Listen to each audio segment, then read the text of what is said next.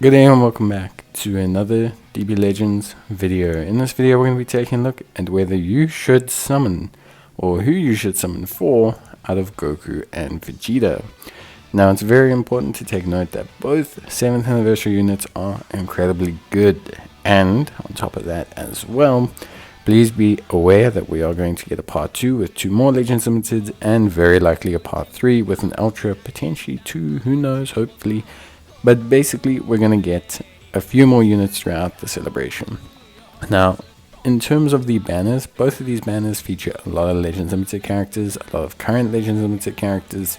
Both of them are very good banners. So there's not a huge problem I have with either banner, and both are pretty identical. The only real significant difference between the two banners is that Goku's banner features the green God Goku, whereas Vegeta's banner features the red Zamasu, and Goku's banner features the Kale and Caulifla sparking unit, whereas Vegeta's banner features the sparking Kaba transforming unit. Looking in terms of stats and just like raw numbers, all of these units are going to be fine. Like Goku, Vegeta, they're all going to be absolutely fine. Don't need to worry about it. They're going to be top-notch units for you in a ton of content, so you don't have to really panic. You don't have to stress. You don't have to like overtly worry about oh, am I summoning for a unit that's not going to be usable. I think both are pretty much going to be good, very good PvP options. Goku, I think, looks better to me. It's largely just due to how he plays. It's that whole counter mechanic. It forces your opponent to consider a lot of things. Vegeta gets a lot of boosts based on what's happening. Whether he's taking damage, whether opponents have been defeated, he can really ramp up very quickly. But, like I say, that is only really half of the story. Because the thing is yes, he can ramp up, but also there's no ulterior mechanic really outside of that.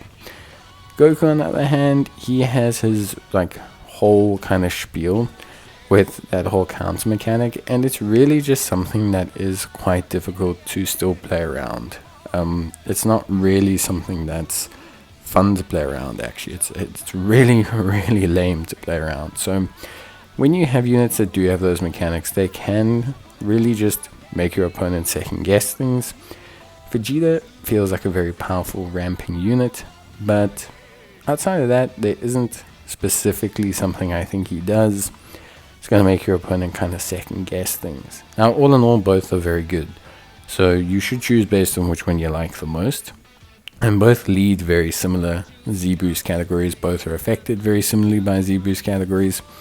I will say Vegeta does benefit from that classic purple God Key kind of boost team, which is always really a lot of fun, so they kept that kind of going. Goku, being blue, a little bit different, but you do have that whole passive UI kind of team that you can run. Look, for me, personally, I probably will be summoning for Goku. It's just the way the mechanic works, integrates, and allows to kind of push together with everything and make it all work really, really well. So yeah, ultimately, at the end of the day, it's your choice. But for me, because the banners are so similar, I think if I have to choose, I will be going for Goku predominantly and investing there. But if you're not interested in these two banners, preferably you can look at saving. They do have a big impact in the PvP meta, but I don't think they're going to be the overwhelming top tier units.